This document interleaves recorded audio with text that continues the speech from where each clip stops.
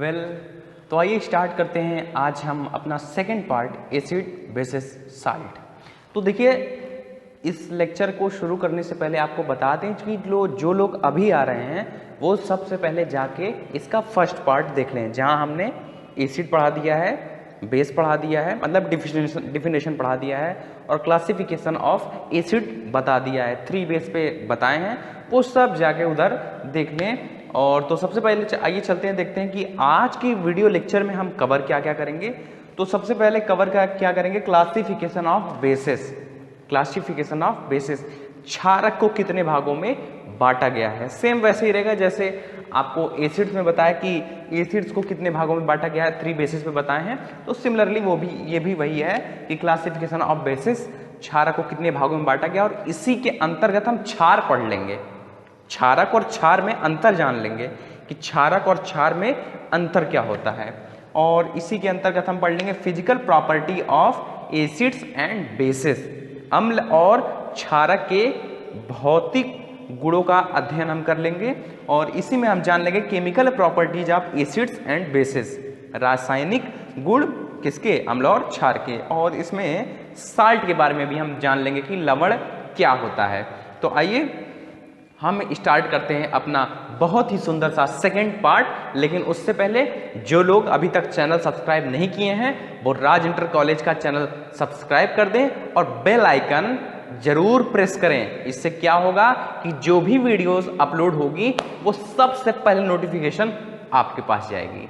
तो पहला क्लासिफिकेशन हम पढ़ते हैं, क्या है, क्लासिफिकेशन ऑफ बेसिस। पहला किस बेस पे, on their solubility in water.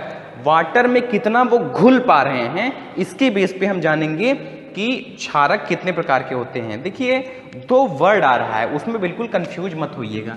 एक वर्ड आ रहा है हमारा डिसॉल्व और एक वर्ड आ रहा है सॉल्युबिलिटी। तो इन दोनों में बिल्कुल कंफ्यूज मत होइएगा। डिसॉल्व मतलब केवल डाला जा रहा है, डालने पे ही वो अपने आयनों में टूट जाते हैं, और सॉल्युबिलिटी मतलब क्या होता है कि वो घुल जाते हैं, घुलने पर अगला काम होता है। ठीक है, जैसे हमारे पास एक कंटेनर होगा, उसमें वाटर कंटेंट होगा, तो जब शुगर हम डालते हैं ना, शुगर जब डालते हैं तो वो शुगर वाटर में घुल जाता है, तो उसको क्या बोलेंगे, सॉल्युबिलिटी बोलते हैं कि घुलनशील है, घुल जा रहा है। लेकिन जो डिसॉल्व होता है, डिसॉल्व मतलब जैसे देखो भाई, ये वाटर था ये, अब इसमें चाय का टुकड़ा डाल दो या कंकड़ डाल दो, क्या वो घुलेगा? कंकड़ तो घुलता नहीं है, वो केवल पानी के अंदर पड़ा रहता है, या मतलब डाला गया है, तो उसका मतलब क्या होता है, डिसॉल्व। तो कभी भी डिसॉल्व और सॉल्युबल में कंफ्यूज मत होना, बिल्कुल कंफ्यूज मत होना भाई। तो चलिए अब जानते हैं कि classification of basis on the basis of their solubility in water. तो पानी में कितना घुल पा रहा है, इस आधार पर हम जानेंगे कि क्षारक कितने प्रकार के होते हैं। तो देखिए जो बेस, सबसे पहले क्या हम डिफिनेशन जानते हैं ना कि बेसिस किसे कहते हैं, पिछले क्लास में हम पढ़ चुके हैं। बेसिस किसे कहते हैं कि क्षारक वे सब्सटेंस होते हैं जो वाटर में डिसॉल्व होने पर OH निगेटिव आयन रिलीज करते हैं, OH निगेटिव आयन रिलीज करते हैं, उन्हें हम क्या कहते हैं, बेसिस। तो जो बेस, अब देखिए जब वाटर में डिसॉल्व किया जा रहा है तो कुछ घुल जाएंगे, जैसे कोई चीज हमारे पास, कोई एक कंटेनर है, अब इसमें वाटर पड़ा हुआ है, जब इसमें कोई चीज डालेंगे, मान लीजिए कोई सब्सटेंस डाल रहे हैं या बेस ही मान लीजिए डाल रहे हैं, तो देखिए जब उसमें डालेंगे तो कंफर्म तो है नहीं कि सभी घुल ही जाएंगे, हो सकता हो कुछ घुल जाए, हो सकता हो कुछ ना घुले, ये भी हो सकता है ना, दोनों कंडीशन होगी। डिसॉल्व करेंगे तो कुछ सॉल्युबल हो जाएंगे, कुछ सॉल्युबल नहीं होंगे। तो होता है क्या कि जब बेस को डाल रहे हैं, जो बेस पानी के अंदर घुल जाते हैं, उन्हें हम क्या एक नया नाम दे देते हैं, एल्कली, क्षार नाम दे देते हैं। क्या नाम दे देते हैं, एल्कली, क्षार नाम देते हैं। उसी के इतर जो पानी के अंदर नहीं घुल पाते हैं उनका वही पुराना नाम उनके पास रहता है, क्या, क्षारक, उसको क्षारक ही कहते हैं। तो मतलब सबसे पहली बात तो हम जान गए कि क्षारक किसे कहते हैं। तो क्षारक की डिफिनेशन होती है वे सब्सटेंस जो वाटर में डिसॉल्व होने पे अपने आयनों में OH नेगेटिव आयन में टूट जाते हैं, तो उनको क्षारक कहते हैं। अब जब डिजॉल्व कर रहे हैं तो कुछ घुल पाएंगे, कुछ नहीं घुल पाएंगे। जो उसमें घुल जाते हैं उनको हम एल्कलीज के नाम से जानते हैं, क्षार के नाम से जानते हैं, और जो पानी के अंदर नहीं घुल पाते हैं उनको हम क्षारक के ही नाम से जानते हैं। तो एक चीज बहुत ही गौर करने वाली है, देखिए क्या ये जो एल्कलीज है, एल्कलीज क्षार जिसे कह रहे हैं, ये डिफिनेशन में क्या लिखा है, जो बेस, मतलब जो एल्कलीज है ये बेस हैं, जो एल्कलीज हैं वो बेस हैं। तो बेस में क्या हो गया कि सभी एल्कली, सभी क्षार क्षारक होते हैं, मतलब सभी एल्कली बेस होते हैं। लेकिन अब भाई जब घुल नहीं पा रहे तो एल्कली तो होंगे नहीं, और लेकिन वो क्या हैं, क्षारक हैं। तो इसका मतलब हम ये भी कहेंगे कि लेकिन सभी क्षारक क्षार नहीं होते, क्योंकि सभी तो घुल नहीं पाते हैं। तो यहां से हम क्या एक नोट करके लिख लीजिए, रिमार्क करके लिख दीजिए, क्या लिख लेंगे कि सभी ऑल एल्कलीज आर क्या, all alkalis are bases, but all bases are not alkalis. ठीक, क्या, ऑल एल्कलीज आर बेसेस, सभी क्षार क्षारक होते हैं, बट लेकिन all bases are not alkalis, सभी क्षार क्षारक नहीं होते हैं। सभी क्षारक क्षार होते हैं लेकिन सभी क्षार क्षारक नहीं होते हैं, याद कर लीजिएगा। तो आइए अब देखते हैं कि सेकंड किस बेस पे हम इसको क्लासिफाई करेंगे। तो on the basis of strength, कि कितना मजबूत है, कितना मजबूत है। अब स्ट्रेंथ के बारे में हम पिछली क्लास में आपको बता दिए थे कि स्ट्रेंथ एसिड बेस के केस में क्या क्या कैसे उसको डिफाइन करेंगे। तो आइए जान लेते हैं कि on the basis of strength किसी भी बेस को कितने भागों में बांटा गया है। तो on the basis of their strength किसी भी बेस को दो भागों में बांटा गया है। पहला क्या है हमारा, स्ट्रॉन्ग बेस, क्या है, स्ट्रॉन्ग बेस, प्रबल क्षार, और दूसरा है हमारा वीक एसिड, वीक बेसिस, दुर्बल क्षार, क्या होगा, दुर्बल क्षार, क्षारक, और ये प्रबल क्षारक, इसको क्या कहेंगे, प्रबल क्षारक। तो आइए जान लेते हैं कि ये दो क्या होते हैं। तो सबसे पहले हम कितनी बार चर्चा करें भाई बेस की डिफिनेशन, अब तो याद हो गई होगी, इतनी बार में तो याद हो जानी चाहिए थी कि बेस क्या होते हैं। वो सब्सटेंस जो वाटर में डिजॉल्व होके अपने OH नेगेटिव आयन में डिसोसिएट हो जाते हैं, टूट जाते हैं, या OH नेगेटिव आयन रिलीज करते हैं, तो उनको हम क्या कहते हैं, बेसिस कहते हैं। कितनी बार बताएं तो आपको याद हो जाना चाहिए था। आइए जानते हैं कि पहला जो हमारा स्ट्रॉन्ग बेसिस है वो क्या होता है। जैसे वे बेसिस जो वाटर में डिजॉल्व एकदम उसी की तरह है, स्ट्रॉन्ग एसिड की तरह है, फर्क कितना रहेगा, वहां H पॉजिटिव आयन थे, यहाँ OH निगेटिव आयन होगा। क्या, वे बेसिस जो वाटर में डिजॉल्व होने पर कंप्लीटली हाइड्रोक्साइड आयन में डिसोसिएट हो जाते हैं, कंप्लीटली डिसोसिएट हो जाते हैं, उन्हें हम स्ट्रॉन्ग बेसिस कहते हैं। एग्जाम्पल देख लीजिए, एग्जाम्पल जैसे क्या, मान लीजिए कोई एक हमारे पास बेस है MOH, जब ये वाटर में डिजॉल्व किया जाता है ना, तो मान लीजिए ये वाटर में डिजॉल्व किया गया और पूरी तरीके से अपने आयन में टूट गया, तो क्या कहेंगे, MOH जो है वो क्या होगा, स्ट्रॉन्ग बेसिस होगा, स्ट्रॉन्ग बेसिस होगा। और एक चीज जान लीजिए कि सभी रिएक्टिव मेटल के जितने भी हाइड्रोक्साइड होते हैं, क्या, सभी रिएक्टिव मेटल के जितने भी मतलब hydroxide of all reactive metal, इसको नोट करके लिख लीजिएगा, वो पक्का स्ट्रॉन्ग बेस होंगे। हाइड्रोक्साइड ऑफ ऑल रिएक्टिव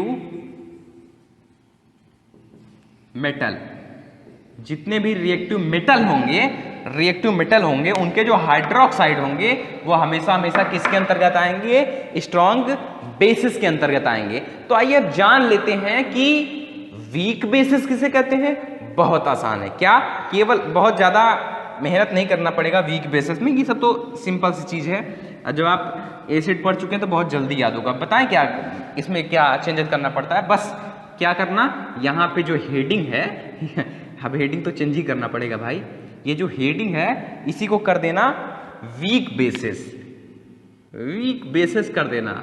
इसके बाद क्या, वे बेसिस जो वाटर में डिजॉल्व होने पर, यही जो कंप्लीटली वर्ड लिखा है, कंप्लीटली मतलब पूर्णतया होता है। अब वीक में क्या होता है, आंशिक रूप से डिसोसिएट होते हैं, आंशिक रूप से डिसोसिएट होते हैं। तो कंप्लीटली की जगह केवल यही क्या चेंज कर देना है हमारा, कंप्लीटली की जगह पार्शियली कर देंगे। क्या कर देंगे, पार्शियली।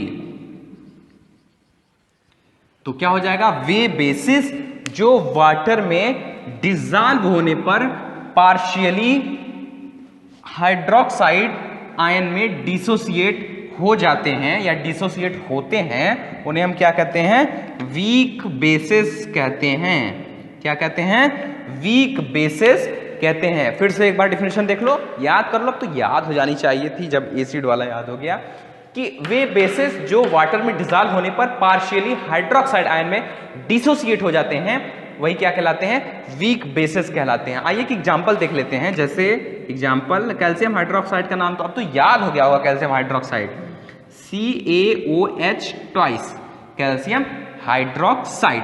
अब ये है जब इसको वाटर में डिसॉल्व किया जाता है, खटाखट बताओ, C के ऊपर कितना चार्ज हो जाएगा, जल्दी से बताओ, बोलो क्या होगा, इसके ऊपर 2+ होगा ना, कैल्शियम में टूटेगा और हाइड्रोक्साइड आयन रिलीज करता है। तो ये जो है ना, ये पूरी तरीके से नहीं टूट पाता है, ये पूरी तरीके से नहीं टूट पाता है। तो यहाँ पे क्या हो जाता है, ये हो जाता है, पूरी तरीके से नहीं टूट पा रहा है, पार्शियली डिसोसिएट हो रहा है। तो इसलिए ये, इसको हम क्या कहेंगे कि ये वीक बेस है, ये वीक बेस है। तो जानते रहिएगा कि क्या होता है क्लासिफिकेशन वीक बेसिस में, क्या होता है, वे बेसिस जो वाटर में डिसोसिएट होने पर पार्शियली हाइड्रोक्साइड आयन में डिसोसिएट होते हैं, उन्हीं को हम कहते हैं वीक बेसिस। तो आइए अब हम जानते हैं कि प्रॉपर्टीज ऑफ एसिड्स के बारे में पढ़ते हैं कि अम्लों के क्या क्या गुण होते हैं। तो इसमें हम दो प्रकार से एसिड्स के प्रॉपर्टीज को पढ़ेंगे, पहला केमिकल और दूसरा फिजिकल, या पहला फिजिकल दूसरा केमिकल। तो आइए सबसे पहले आरंभ करते हैं, गणपति शारदे सकल क्लेश करते हैं, अब हम नवरस सीमा में प्रवेश करते हैं। हे माँ सरस्वती दो आशीर्वाद इन सभी वीडियो देखने वालों को, हम और ये मिलकर फिजिकल प्रॉपर्टी में प्रवेश करते हैं। तो आइए आप पढ़ते हैं some physical properties of acids, अम्लों के कुछ भौतिक गुण। अब इसमें क्या, जैसे पहला इसमें क्या होगा कि दे आर सॉर, ये स्वाद में खट्टे होते हैं। क्या होते हैं, खट्टे, अम्लों का जो स्वाद होता है वो खट्टा होता है। और दूसरा होगा they turn red litmus blue, ये नीले लिटमस को लाल कर देते हैं। जो नीला लिटमस होता है इसके ऊपर जब अम्ल को डालते हैं, अरे भाई क्लास 8 में पढ़े होगे ना, परख नली में वाटर लेते थे, उसमें तार को जला के डाल देते थे, तो ये क्या बन जाता था। तो मतलब बहुत सारी एक्टिविटीज आप पढ़ चुके हैं, उसमें क्लास 8 में एक्टिविटी ही तो पढ़ते हो। क्रियाकलाप नंबर 4.2, क्रियाकलाप नंबर 420। तो आइए अब जानते हैं कि सेकंड क्या है। सेकंड हमारा है they turn red litmus blue, ये नीले लिटमस को लाल कर देते हैं। और थर्ड है हमारा they are corrosive in nature, अम्लों की संक्षारण प्रकृति होती है। संक्षारण प्रकृति मतलब आपको हम पिछले क्लास में ही बता दिए थे, पहले वाले आप याद कीजिए, जो पहला चैप्टर जब पढ़ा रहे थे लास्ट लेक्चर में संक्षारण कोरोजन पढ़ा रहे थे ना, कोरोजन पढ़ाए थे ना, तो कोरोसिव उससे थोड़ा अलग है। तो संक्षारण मतलब क्या, हाथों पे पड़ने के बाद, हाथों में पड़ने के बाद जला देता है, होता है ना, वो बैटरी पानी कह रहे हैं। अम्ल तो हाथ पे पड़ने के बाद हाथ को जला ही देते हैं, एसिड होता है ना। तो ठीक है, ये हमारा क्या था, फिजिकल प्रॉपर्टीज था। आइए अब हम देखते हैं कुछ some chemical properties of acids. Chemical properties of acids पढ़ने से पहले हम आपको एक बात बता देना चाहते हैं इंडिकेटर्स के बारे में। इंडिकेटर्स, इसको हम अभी आगे अच्छे से ब्रीफली स्टडी करेंगे।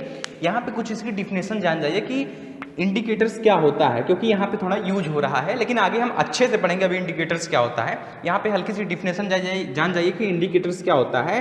इंडिकेटर्स वे सब्सटेंस होते हैं कि जिनके ऊपर एसिड या हम बेस अगर डालते हैं, इनके ऊपर अगर एसिड या बेस डाल देंगे तो ये इनका कलर जो है वो चेंज हो जाता है। क्या हो जाता है? चेंज हो जाता है। तो उन्हीं को मतलब ऐसे सब्सटेंस जिन पर एसिड या बेस डालने पर उनका कलर चेंज हो जाए तो वही क्या कहलाते हैं? इंडिकेटर्स कहलाते हैं, सूचक कहलाते हैं। तो सबसे बहुत ही पॉपुलर एक इंडिकेटर है वो होता है हमारा लिटमस। सबसे पॉपुलर हमारा लिटमस होता है। इंडिकेटर्स ये जब ऑब्टेन्ड किया जाता है तो ये पर्पल कलर में होता है। बहुत पूछा जाता है, इसको जानते रहिएगा। लिटमस जब हमें प्राप्त होता है ये तो पहले तो पर्पल कलर में होता है, लेकिन इसको जो हम यूज करते हैं वो रेड और ब्लू के कलर में यूज करते हैं, रेड ब्लू कलर के कलर में यूज करते हैं। तो जानते रहिए इंडिकेटर्स क्या होते हैं। इंडिकेटर्स वे सब्सटेंस होते हैं जिनके ऊपर एसिड या बेस अगर डाला जाता है तो उनका कलर चेंज हो जाता है, तो उन्हीं को कहते हैं इंडिकेटर्स। तो सबसे पहले हम क्या पढ़ेंगे? Action with indicators. क्या पढ़ेंगे? Action with indicators. तो आइए जानते हैं कि इंडिकेटर्स के साथ क्या होगा। देखिए जब भी क्या इंडिकेटर्स कोई भी एसिड ड्रॉप होगी, एसिड ड्रॉप मतलब अम्ल की बूंद, जब एसिड ड्रॉप को लिटमस पर डाला जाएगा तो क्या होगा? ये जो है ना ब्लू लिटमस को क्या कर देगा? रेड कर देगा। It turn blue litmus to red. तो सबसे पहला केमिकल प्रॉपर्टी क्या था कि action with indicators, acid drop plus litmus gives blue litmus turn into red. आइए सेकंड पढ़ते हैं, रिएक्शन विद मेटल्स। क्या पढ़ेंगे? Reaction with metals. दूसरा है हमारा रिएक्शन विथ मेटल्स। तो अब तो रिएक्शन करना तो जान गए होंगे, डिस्प्लेसमेंट रिएक्शन आपको बता देंगे। मान लीजिए कोई भी एक मेटल हमारे पास क्या है? M है। अब इसकी क्रिया किससे करानी है हमको? क्या मान लो HX एक नोटेशन दिए थे ना, मान लो ये HX है, X की जगह कुछ भी हो सकता है, मतलब एसिड के केस में केवल H2SO4 हो सकता है, मतलब कुछ भी हो सकता है। तो इस प्रकार का कोई हमारे पास मान लीजिए एसिड है और ये हमारा मेटल है। कंडीशन क्या होगी? यदि मेटल मोर रिएक्टिव है, रिएक्टिविटी सीरीज आपको बता दिए थे पहले चैप्टर में, उसको उम्मीद है याद कर लिए होंगे। यदि मेटल मोर रिएक्टिव है, ज़्यादा रिएक्टिव है, तो ये क्या काम करेगा? एसिड से हाइड्रोजन को रिप्लेस कर देगा। क्या करेगा?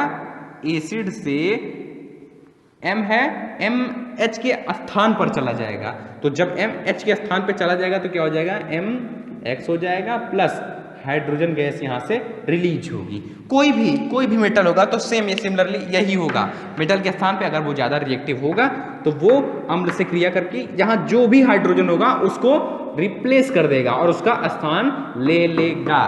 तो आइए अब समझते हैं, एक एक्टिविटी के माध्यम से समझते हैं कि when metal react with acid. तो ये मान लीजिए हमारा सेटअप है, ठीक है। तो ये जो टेस्ट ट्यूब है इसमें हमने जिंक ग्रेन्यूल, जिंक के दानों को डाला। अब जिंक के दानों को डाला और इसमें डाइल्यूट सल्फ्यूरिक एसिड मिलाया, मतलब जिंक जो है अब डाइल्यूट सल्फ्यूरिक एसिड से रिएक्ट होगा। तो क्या होगा? इसको आपको पहले हम बता चुके हैं भाई। जिंक सबसे पहले क्या डालें? जिंक ग्रेन्यूल्स डालें और इसको डाइल्यूट सल्फ्यूरिक एसिड से रिएक्ट कराए। तो क्या होता है हम आपको बता चुके हैं, जिंक जो होता है ये मोर रिएक्टिव होता है। क्या होता है? मोर रिएक्टिव होता है और ये H2SO4 से हाइड्रोजन को डिस्प्लेस कर देता है। क्या कर देता है? डिस्प्लेस कर देता है। तो अब जब जिंक जो है हाइड्रोजन के स्थान पे चला जाएगा तो क्या बना देगा? ZnSO4 बना देगा प्लस हाइड्रोजन गैस रिलीज होगी। हाइड्रोजन हमेशा हाइड्रोजन को डिस्प्लेस कर देगा, इसका मतलब हाइड्रोजन गैस निकलेगी जरूर। तो अब कैसे टेस्ट किए कि ये हाइड्रोजन गैस ही थी, तो एक मैच स्टिक को यहाँ पर ले गए, जब यहाँ से हाइड्रोजन गैस रिलीज हुई तो इसमें आई, सोपी सॉल्यूशन में आने के बाद ये बबल, मतलब बबल कह रहे हैं, इसमें से जब गैस निकलने लगी तो जब हम मैच स्टिक यहाँ पे ले आए तो पॉपिंग की आवाज़ किया, पॉपिंग की आवाज़ किया तो हम समझ गए कि ये जो निकल रही गैस है ये हाइड्रोजन गैस है। इसी प्रकार हम और एग्जाम्पल से समझ सकते हैं। कैसे? जैसे मान लीजिए मैग्नीशियम हाइड्रोक्लोरिक एसिड से रिएक्ट करता है। क्या? मैग्नीशियम हाइड्रोक्लोरिक एसिड से रिएक्ट करता है तो क्या बनाएगा? ये मैग्नीशियम जो है हाइड्रोजन को रिप्लेस कर देगा। अब जब मैग्नीशियम हाइड्रोजन को रिप्लेस कर देगा तो क्या बनेगा? MgCl2 plus hydrogen gas release होगी, हाइड्रोजन गैस रिलीज होगी, हाइड्रोजन गैस रिलीज होगी। जिसको ये नहीं समझ में आया थोड़ा ध्यान से देख लीजिए। जैसे Mg है प्लस HCl है ना, HCl है तो H रिप्लेस करेगा, तो H को रिप्लेस जब करेगा तो फिर Mg और केवल Cl बचा, तो Mg के ऊपर 2 प्लस Cl के ऊपर माइनस, इसका इधर आया, इसका इधर आया, तो Mg1 ही रह गया, Cl2, ये मैग्नीशियम क्लोराइड हो गया। तो ऐसे बना है। ये सब आप क्लास 9 में पढ़े थे, बार बार कह रहे हैं उसको रिवाइज कर लीजिए, उसका यहाँ पे यूज हो रहा है। ठीक है, तो एक आपको दे रहे हैं, एक आप बताइए कि कैसे हाइड्रोजन को रिप्लेस करेगा। जैसे एक सोडियम है, ये आपको करना है, आप लोग करते नहीं हैं। ये सोडियम है प्लस HNO3। अब इसको रिएक्शन को पूरा करके बताइए कि ये किस प्रकार से हाइड्रोजन गैस को रिलीज करता है। तो आइए अब नेक्स्ट प्रॉपर्टी समझते हैं। क्या? Action with metal carbonate and metal bicarbonate. तो एसिड क्या होता है? जब एसिड धातु कार्बोनेट से या धातु बाइकार्बोनेट से क्रिया करता है। तो देखिए इसके लिए हमने नोटेशन सी बना दिया है। क्या? कि M फॉर मेटल, तो यहाँ पे कोई भी मेटल हो सकता है। ठीक है, यहाँ पे कोई भी मेटल हो सकता है। तो मेटल कार्बोनेट हो गया। मेटल कार्बोनेट एसिड से जब रिएक्ट करता है, देखिए एसिड में हाइड्रोजन हमेशा होता है तो हमने हाइड्रोजन रख दिया है। अब X के स्थान पे कुछ भी हो सकता है, तो ये एसिड के लिए हमने नोटेशन दिया है। तो जब मेटल एसिड से रिएक्ट होता है तो मेटल क्या काम करता है? अगर मोर रिएक्टिव है तो मेटल हाइड्रोजन को रिप्लेस कर देता है। देखिए मेटल हाइड्रोजन के स्थान पे चला गया है, तो M जब H के स्थान पे गया तो MX हो गया, MX हो गया। और ये क्या करता है? जल और कार्बन डाइऑक्साइड रिलीज करता है। तो मेटल जब एसिड से रिएक्ट करता है तो क्या क्या काम होता है? जल निकलता है और कार्बन डाइऑक्साइड गैस निकलती है। मान लीजिए कोई हम एक एग्जाम्पल ले लेते हैं, तो एग्जाम्पल क्या लेंगे? कैल्शियम कार्बोनेट ले लेते हैं और इसे हम जल से क्रिया कराते हैं। क्या? कैल्शियम कार्बोनेट लिए, इसको हमने HCl से क्रिया कराया, हाइड्रोक्लोरिक एसिड से। तो होता है क्या? क्या होगा? ये मेटल है, ये क्या काम करेगा? हाइड्रोजन को रिप्लेस कर देगा, हाइड्रोजन को रिप्लेस कर देगा। तो क्या बनेगा? Ca है, ये Cl है। अब देखिए Ca और Cl जब आपस में रिएक्ट करेंगे तो क्या होगा? Ca के ऊपर 2 प्लस होता है, Cl के ऊपर माइनस होता है, तो इसका यहाँ चला जाएगा, इसका यहाँ, तो क्या हो जाएगा? एक आया ना, यहाँ कुछ नहीं होता है तो मतलब -1 होता है ना, तो -1 यहाँ आया तो क्या? माइनस चिन्ह नीचे नहीं लगता है। ठीक है, तो C के पास आया तो Ca1 लिखा नहीं जाएगा। अब ये 2 Cl के पास आ जाएगा तो क्या बन जाएगा? Cl2, calcium chloride. तो यहाँ पे क्या बनेगा? CaCO3 प्लस HCl में क्या हो जाएगा? फिर CaCl2 हो जाएगा। और एक बात है क्या? जल निकलेगा, H2O निकलेगा और कार्बन डाइऑक्साइड गैस निकलेगी। इसको हमेशा ये जान लीजिए भाई, हम बार बार बोल रहे हैं क्लास 11th को रिपीट कर लीजिए। क्लास 11th को बस ऊपर उसका चार्ज लिखिए, उसकी वैलेंसी लिखिए, तुरंत क्रॉस प्रोडक्ट कर दीजिए। मूलानुपातिक सूत्र बनाना पढ़े होंगे ना, तो वही मतलब वो चैप्टर अच्छे से पढ़ लीजिए 9th का, वो वाला चैप्टर। बहुत रिएक्शन कोई बहुत बड़ी चीज़ नहीं है, बुक की बहुत कठिन होता है, बस समझने की देरी है। एक बार अगर आपके माइंड में बैठ गया तो रिएक्शंस होती चली जाएगी।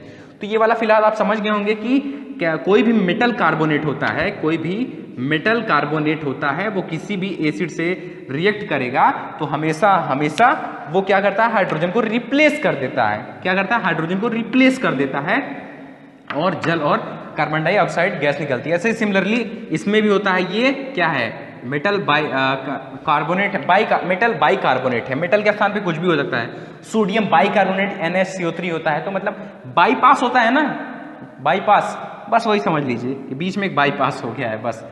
तो सोडियम बाइकार्बोनेट या कुछ भी हो, वो किसी भी एसिड से क्रिया कराएंगे तो क्या करेगा, कुछ नहीं, बस इसी हाइड्रोजन को रिप्लेस कर देगा, बाकी पूरा सब कुछ रहेगा और जल और कार्बन डाइऑक्साइड गैस निकलेगी। तो इसको उम्मीद है समझ में आया होगा।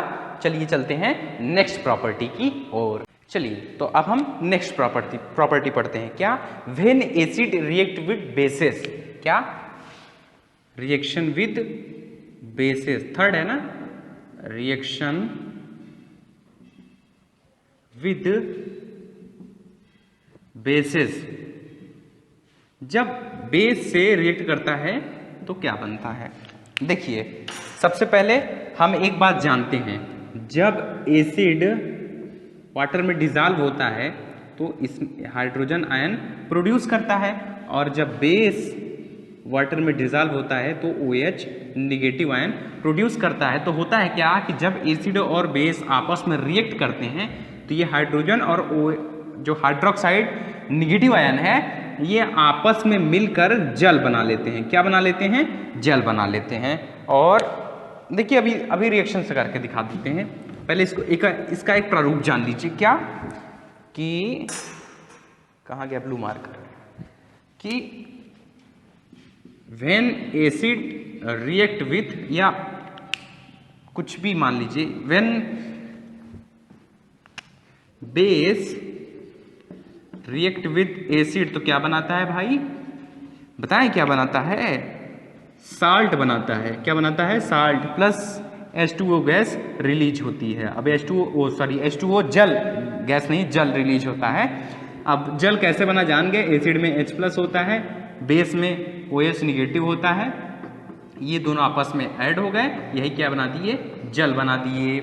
तो आइए अब आगे इसका एक एग्जांपल देख लेते हैं। जैसे हमारे पास एक बेस है NaOH, ठीक, और मान लीजिए कोई एसिड हमारे पास है, क्या, कोई एसिड हमारे पास हाइड्रोक्लोरिक एसिड है, HCl है, ठीक। तो अब होता है क्या, हमने क्या कहा, H, एसिड में H होंगे, यहाँ H हैं। हमने क्या कहा, बेस में OH निगेटिव आयन होंगे, OH यहाँ हैं। हमने क्या कहा था, ये दोनों मिलके क्या बना लेते हैं, जल बना लेते हैं। तो सबसे पहले क्या बन गया, यहाँ पे हमारा जल बन गया। प्लस अब देखिए अब क्या होता है, अब बचा क्या क्या है, Na बचा है और Cl बचा है, ये आपस में कंबाइन हो जा रहा है, NaCl। और ये किसका फार्मूला होता है, ये होता है साल्ट का फार्मूला, नमक का फार्मूला होता है। बिना नमक के भोजन बेस्वाद होता है, ये वही नमक है जो खाया जाता है, क्या कि नहीं। तो NaCl साल्ट बना। इसको जानते हैं क्या कहते हैं, ये जो रिएक्शन, अब ये न्यूट्रल सब्सटेंस होता है, ठीक है, न्यूट्रल सब्सटेंस, साल्ट एक न्यूट्रल सब्सटेंस होता है। तो इसी कारण से ये जो रिएक्शन है इसको हम एक नाम से और जानते हैं, क्या, न्यूट्रलाइजेशन रिएक्शन। क्या, न्यूट्रलाइजेशन रिएक्शन के नाम से भी इस रिएक्शन को हम जानते हैं, ठीक। तो ये था हमारा when acid react with base. तो अब एक लास्ट प्रॉपर्टी हम देख लेते हैं। क्या देखते हैं, कि जब एसिड जो होता है हमारा एक्वस फॉर्म में होता है तो क्या होता है, क्या, अगला हम क्या देखेंगे, when acid is in aqueous form. तो चौथा अब हम देखते हैं, when acid is in aqueous मतलब जलीय विलयन में, मतलब जल में रहेगा, एक्वस फॉर्म। तो देखिए क्या होगा, मान लीजिए हम कोई एग्जांपल ले रहे हैं, एक्वस फॉर्म मतलब बार बार बता रहे हैं, कंफ्यूज मत होना, भूल मत जाना, एक्वस सॉल्यूशन जलीय विलयन, भूल मत जाना, मतलब किसी एसिड को जल में जब डाला जाता है। देखिए मान लीजिए, ये तो आप जानते भी होंगे, अभी हम पूछेंगे तो आप बता भी देंगे। जैसे HCl है, इसका जब इसको जल में डाला जाता है तो क्या हो जाता है, मतलब जब भी किसी एसिड को एक्वस फॉर्म में किया जाता है तो ये हमेशा विद्युत अपघट्य इलेक्ट्रोलाइट्स की तरह एक्ट करने लगते हैं। क्या, जब किसी भी एसिड को एक्वस सॉल्यूशन में, या कोई भी एसिड जब एक्वस सॉल्यूशन फॉर्म में होता है तो वो हमेशा हमेशा विद्युत अपघट्य की तरह व्यवहार करने लगता है, मतलब वह अपने आयनों में टूट जाता है, वह अपने आयनों में टूट जाता है। तो HCl जब एक्वस सॉल्यूशन बना तो ये आयनों में टूटेगा। बताइए H के ऊपर कितना आयन होगा, H के ऊपर प्लस आयन होगा। अब तो याद होना जाना चाहिए था। इसके बाद क्लोरीन के ऊपर निगेटिव आयन। तो इसका मतलब क्या कि जब एसिड एक्वस फॉर्म में होता है तो वह हमेशा हमेशा अपने आयन में टूट जाता है। तो आइए अब हम प्रॉपर्टीज ऑफ बेसिस देखते हैं, क्षारक के कुछ गुण देखते हैं। तो सबसे पहले क्षारक की भौतिक गुण देखते हैं, फिजिकल प्रॉपर्टीज ऑफ बेसिस। तो फिजिकल प्रॉपर्टीज ऑफ बेसिस में क्या होता है, दे आर बिटर, इनका स्वाद कड़वा होता है। They turn red litmus blue, ये लाल लिटमस को नीला कर देते हैं। एसिड में क्या हो रहा था, वो नीले लिटमस को लाल कर रहा था, ये लाल लिटमस को नीला कर देते हैं। दे आर सोपी इन नेचर, ये छूने में चिकने लगते हैं। वो साबुन तो जानते ही हो, छूने में चिकना लगता है। डब, मैंने एक तरफ डब लगाया, एक तरफ मम्मी का चाटा पड़ा, मम्मी का चाटा वाला सिरा ज़्यादा सोपी लग रहा था। वो डब का आता है ना, फिलहाल इस समय शायद नहीं आ रहा है। तो दे आर सोपी इन नेचर, ये छूने में चिकने लगते हैं। तो आइए अब कुछ केमिकल प्रॉपर्टीज ऑफ बेसिस देखते हैं। क्या हम देखेंगे, केमिकल प्रॉपर्टीज ऑफ बेसिस।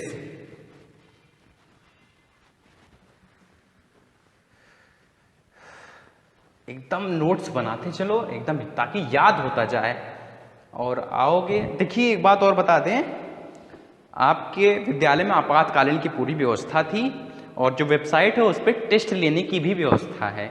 सब कुछ हो जाएगा काम, घर बैठे बैठे सब कुछ काम कर सकते हैं। तो ऐसा नहीं है कि केवल पढ़ा रहे हैं तो केवल पढ़ा ही रहे हैं, जिस दिन मूड घूमा टेस्ट भी ले लिया जाएगा घर बैठे बैठे। तो आइए आप जानते हैं कुछ केमिकल प्रॉपर्टीज ऑफ बेसिस के बारे में। क्या, केमिकल प्रॉपर्टीज ऑफ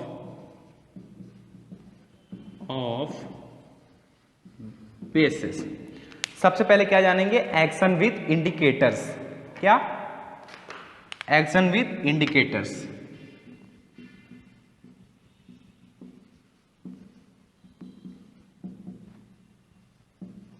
इंडिकेटर्स तो बताइए, अब आप खुद बताइए क्या होगा जब हम क्या लेंगे, बेस ड्रॉप लेंगे प्लस लिटमस।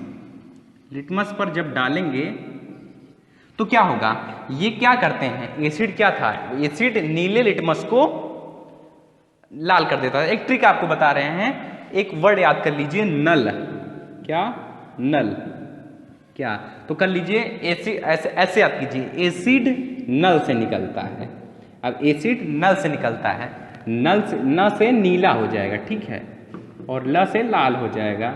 इसका मतलब क्या हुआ, एसिड नीले लिटमस को लाल कर देता है और बेस इसी का उल्टा हो जाएगा, बेस लाल लिटमस को नीला कर देता है। ये ट्रिक है, इसको याद कर लीजिए। इस ट्रिक को ध्यान में रखेंगे तो आप कभी कंफ्यूज नहीं होंगे कौन किसको क्या करता है, ठीक है। तो इसको हमेशा माइंड में रखे रहिए, नल, एसिड नल से निकलता है, नल, न फॉर नीला, ला फॉर लाल। तो एसिड जो है नीले को लाल कर देता है, नीले लिटमस को। तो यहाँ पे क्या होगा, बेस ड्रॉप जब लिटमस में डालेंगे तो ये क्या करेगा, ब्लू लिटमस रहेगा, ओ सॉरी रेड लिटमस रहेगा, रेड लिटमस, उसको ये किस में टर्न कर देगा, ब्लू लिटमस में, ब्लू लिटमस में। तो आइए अब जानते हैं सेकेंड, अपनी second chemical properties of bases. क्या, when base react with metal. क्या, रिएक्शन विद मेटल। देखिए क्लास में तो कुछ भी पढ़ा रहे, मतलब कुछ क्या अच्छे से ठीक से पढ़ा रहे हैं, जो भी पढ़ा रहे हैं रिएक्शन विद मेटल। क्लासेस जब स्टार्ट होंगी ना, अब वीडियो लेक्चर थोड़ा लंबा हो जाता है, नहीं तो बहुत सारे एग्जाम्पल करवाते। ये जान लीजिए क्लासेस जब स्टार्ट होंगी बहुत सारे एग्जाम्पल आपको करवाएंगे, इतना प्रैक्टिस करवा देंगे कि आप भी क्या सोचोगे कि किससे पढ़े हो। ठीक है। तो उसकी टेंशन में, वैसे फिलहाल ये बहुत जितना भी एग्जाम्पल दे रहे हैं वो बहुत है, उतने में आप पूरा एक्सरसाइज कर सकते हैं और आप खुद से कोशिश कीजिएगा, एक्सरसाइज पूरा हो जाएगा। वो तो बता रहे हैं कि वहाँ क्लास में आओगे तो एक्सरसाइज भी करवाएंगे, लेकिन यहाँ वैसे जैसे ही चैप्टर खत्म होता है ना ये, और जो अदर लोग देख रहे हैं, दूसरे कॉलेजेस के लोग देख रहे होंगे, आप टेंशन मत लीजिएगा बिल्कुल भी कि जितना भी हम करवा दे रहे हैं, इसके बाद जैसे ही हमारा केमिस्ट्री कंप्लीट होगा, हम पूरा का पूरा अनसॉल्व सॉल्व करवा के आपके यूट्यूब पर अपलोड कर देंगे। ठीक, तो आइए समझते हैं रिएक्शन विद मेटल। तो कोई भी बेस जब मेटल से रिएक्ट करता है तो ऑक्सी साल्ट बनाता है। क्या बनाता है? Oxy salt. लिख लीजिए, when any base react with metal then it becomes oxy salt and release hydrogen gas. जैसे हमारे पास मान लीजिए NaOH एक कोई बेस है और ये मेटल से रिएक्ट करता है, तो मेटल से रिएक्ट कर रहा है तो क्या बनाएगा भाई, क्या बनाएगा? अब आप खुद से सोचो कि क्या बनाएगा, क्या बनाएगा? तो ये ऑक्सी साल्ट बनाता है तो क्या हो जाएगा? Na हो जाएगा, Al हो जाएगा, O2 हो जाएगा। ठीक, ये ऑक्सी साल्ट होता ही है, तो इसको याद कर लो कि हमेशा O2 लगाए रहोगे और मेटल जोड़ देना, बस O2 लगाए रहना। ऑक्सी साल्ट बनाता है ना, O2 हमेशा लगाए रहना और जो मेटल होगा इसी में जोड़ देना। और क्यों, बस यही याद रखो। हाइड्रोजन गैस को रिलीज किए, हाइड्रोजन गैस को रिलीज की। जब भी देखो, जब भी कोई रिएक्शन विद बेस, कोई भी मेटल रहेगा उसको बेस से रिएक्ट कराएंगे ना, तो याद रखिए रहो कि सबसे पहले हाइड्रोजन गैस को अलग कर देना, फिर सबको कंबाइन करके जब वो कहीं देखो यहाँ पे एक ही वो दिख रहा है तो यहाँ पे O2 कर देना, बस ऑक्सी साल्ट में O2 हो जाएगा। तो बस ये हमारा रिएक्शन हो जाएगा कि जब कोई भी बेस मेटल से रिएक्ट करता है तो हमेशा हमेशा ऑक्सी साल्ट बनाता है। अब आपसे एक प्रश्न पूछ रहे हैं, कैसे जानेंगे कि हाइड्रोजन गैस है? कैसे जानेंगे? हम आपको पहले बता चुके हैं, क्या बता चुके हैं कि हाइड्रोजन गैस जब निकलती है तो उसके पास मैच स्टिक ले जाते हैं तो पॉपिंग की साउंड करता है, तो हम इससे हम जान जाते हैं कि निकल रही गैस क्या है, हमारी हाइड्रोजन गैस है। तो आइए अब अगला प्रॉपर्टी देखते हैं, क्या? When base react with ammonium salt. तो कौन सा नंबर है ये? हमारा थर्ड है। React with ammonium salt. कोई भी अमोनियम साल्ट होगा उसके साथ जब रिएक्ट करेगा तो क्या होगा? ये एक न्यूट्रलाइजेशन रिएक्शन हो जाती है। क्या हो जाता है? Neutralisation reaction. जैसे हमारे पास कोई भी एक अमोनियम साल्ट क्या है? NH4Cl है, मान लीजिए NH4Cl है, ये किसी भी बेस जैसे NaOH से रिएक्ट करता है, तो ये जानते हैं क्या करता है? क्या करेगा भाई? ये आयनों की, ये एक डबल डिस्प्लेसमेंट रिएक्शन हो जाती है, और डबल डिस्प्लेसमेंट रिएक्शन में क्या होता है? हमेशा आयनों की अदला बदली हो जाती है। तो यहाँ पे Na प्लस था, OH माइनस होगा, Cl ऋणायन होता है, यहाँ पे प्लस हो गया, तो क्या हो जाएगा? प्लस वाला किससे रिएक्ट कर लेगा? माइनस वाले से, और माइनस वाला किससे रिएक्ट कर लेगा? प्लस वाले से। तो हमारा क्या बन जाएगा? NH4OH बन जाएगा। क्या बन जाएगा? NH4OH बन जाएगा प्लस, अब ये निगेटिव वाला पॉजिटिव वाले के साथ जुड़ जाएगा, तो क्या बन जाएगा? Plus NaCl। देखिए यहाँ पे साल्ट निकल रहा है ना, साल्ट निकल रहा है। अब ये साल्ट निकला, इसका मतलब ये कौन सी रिएक्शन हो गई? न्यूट्रलाइजेशन रिएक्शन हो गई। क्यों? क्योंकि साल्ट एक न्यूट्रल सब्सटेंस है। तो ये था हमारा रिएक्शन विद अमोनियम साल्ट। कोई भी अमोनियम साल्ट आएगा, यहाँ पे कोई भी अमोनियम साल्ट आएगा, तुरंत क्या करना कि जो हमारा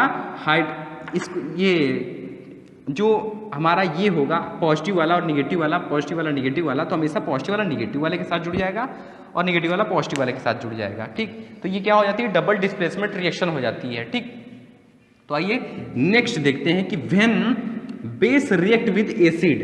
क्या? When base react with acid. चौथा, ये सब अब जो हम पढ़ा रहे हैं ये आप पढ़ चुके। क्यों? इसको एसिड वाले में पढ़ाए थे और सेम वही है ही, केवल उसको उल्टा कर दिए, रिजल्ट और सब कुछ सेम है, इसको याद करने की जरूरत ही नहीं पड़ेगी। क्या? वही चीज है ही, केवल स्टेप चेंज कर दिए हैं। क्या? When base react with acid, तो क्या होगा? जब किसी भी बेस जब एसिड के साथ रिएक्ट करेगा, याद मत किया करो, ऐसा कर लिया करो। कोई भी एक बेस पकड़ लो जैसे NaOH प्लस, कोई भी एसिड पकड़ लो जैसे HCl। अब ये आपस में रिएक्ट करेंगे तो क्या होगा? क्या हो गया भाई? Na plus OH minus, H plus हो जाएगा, Cl माइनस, प्लस वाला माइनस के साथ, माइनस वाला प्लस के साथ। तो प्लस वाला जब माइनस के साथ जाएगा तो Na और Cl साथ साथ हो जाएंगे, तो क्या बन जाएगा NaCl प्लस, अब ये निगेटिव वाला पॉजिटिव वाले के साथ चला जाएगा तो क्या बन जाएगा, सॉरी H2O, हाँ निगेटिव वाला पॉजिटिव वाले के साथ चला जाएगा तो क्या बन जाएगा H2O। इसका मतलब क्या, जब बेस और एसिड आपस में रिएक्ट करेंगे तो हमेशा हमेशा क्या बनाएंगे, NaCl क्या होता है, नमक का सूत्र होता है ना, नमक का सूत्र होता है ना। तो इसका मतलब बेस और एसिड जब आपस में रिएक्ट करेंगे तो हमेशा हमेशा साल्ट बनाएंगे प्लस वाटर प्रोड्यूस होगा। क्या होगा, वाटर प्रोड्यूस होगा। ये तुम्हारा चौथा था। अब चलिए पांचवी केमिकल प्रॉपर्टीज देख लेते हैं। बहुत आसान है, बहुत आसान है, बहुत आसान है, बस मन लगा के पढ़ो तो बहुत आसान है। चलिए लास्ट, क्या उसमें एसिड में लास्ट क्या देखे थे, एसिड में लास्ट देखे थे when acid was in aqueous form ना, तो वही यहां भी कर दो, when base is in aqueous form, AQUOUS form. थोड़ा बहुत अच्छी राइटिंग इस बार बन गई है, उतना समझ लीजिएगा। क्या, when base react with when base is in aqueous form, aqueous form मतलब जलीय विलयन में होगा। तो ये भी यहां भी वही होगा कि जब भी कोई बेस एक्वस फॉर्म में होगा तो हमेशा हमेशा वो अपने आयनों में टूट जाया करेगा। क्या होगा, आयनों में टूट जाया करेगा। तो यहां पे क्या हो जाएगा, मान लीजिए कोई भी हमारे पास बेस NaOH है, ये सरकारी बेस है, इसको याद कर लो, क्या NaOH, ये सरकारी बेस है, इसको याद कर लो, याद कर लो, याद कर लो। हर एक एग्जाम्पल में आपकी मदद करेगा, हर एक एग्जाम्पल में आपकी मदद करेगा। कहीं भी कुछ भी शो करना हो बेस के साथ NaOH को फिट कर दो, ऑलराउंडर है। तो क्या होगा, जब इसको एक्वस सॉल्यूशन में, इसका एक्वस सॉल्यूशन बनाया जाता है तो ये भी अपने आयनों में टूट जाता है। क्या हो जाता है, Na प्लस हो जाता है प्लस OH निगेटिव आयन हो जाता है। अच्छा एक काम करते हैं, हो सकता है आप रिपीट नहीं कर रहे होगे, हम जब अगला वीडियो बनाएंगे ना तो उसमें आपको ये बता देंगे क्या, कि जो चार्ज होता है, हम जान रहे हैं तुम इतने आलसी हो कि तुम 9th का दोबारा उठा के देखोगे नहीं, तो हम खुद ही बता देंगे कि किसी भी मेटल के ऊपर चार्ज क्या होता है, चार्ज कितना होता है। ठीक है, मूलानुपाती सूत्र बताना भी रिवीजन एक बार करवा देंगे, क्योंकि मुझे पता है कि तुम इतने महान भाव हो कि तुम रिपीट नहीं करोगे क्लास 9th का, तो ये हमें ही बताना पड़ेगा और हम बताएंगे अगले वीडियो में। ठीक, ये वीडियो लंबा हो जाएगा। तो NaOH जब एक्वस सॉल्यूशन में होता है तो हमेशा हमेशा अपने आयनों में टूट जाता है। इसका मतलब क्या, इसका मतलब जब बेस एक्वस फॉर्म में होता है तो ये भी इलेक्ट्रोलाइट की तरह एक्ट करता है। क्या, इलेक्ट्रोलाइट की तरह रिएक्ट करता है या एक्ट करता है। तो ये हमारी थी केमिकल प्रॉपर्टीज ऑफ बेसिस। चूंकि अब हम जान गए हैं, वीडियो बहुत लंबा होता जा रहा है, तो साल्ट को हम नेक्स्ट वीडियो में पढ़ेंगे और नेक्स्ट वीडियो में आपको हम ये बता देंगे जो चार्ज ऊपर लगाते हैं, तो इससे रिएक्शन करना बहुत ही आसान हो जाएगा। क्योंकि मुझे पता है आप बहुत महान हैं, आप क्लास 9th रिपीट करने ही वाले नहीं हैं। तो तब तक के लिए बाय।